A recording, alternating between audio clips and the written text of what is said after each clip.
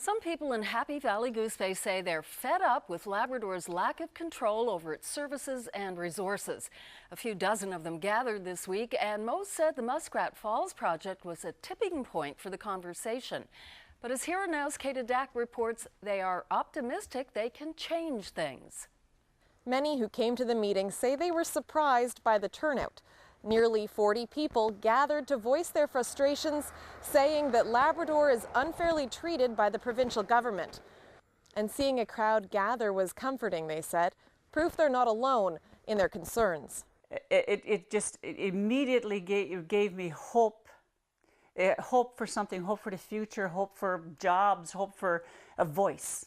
Labrador needs a greater voice, Flowers says. She and her partner feel Labrador is undervalued by the provincial government. We've never gotten our fair share of our own resources. We don't have decent roads. We're only starting to get now our first little bit of roads. And water and sewer in places like that, in some of our communities, is in third world conditions. The sentiment isn't new, but it's taking on new urgency because of the Muskrat Falls development.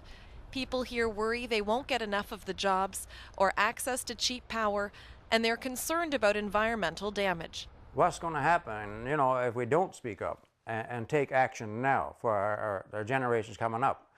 We're going to be left with are holes in the ground. We're going to not have any resources. These two say they'd support Labrador being self-governing, sovereign.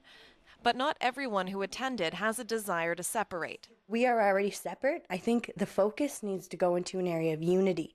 Scotia Diamond wants Labradorians to stop complaining and get engaged in the current political system. We are the government. We can volunteer to be on those policy boards. We can volunteer to go to the government and actually make those policies.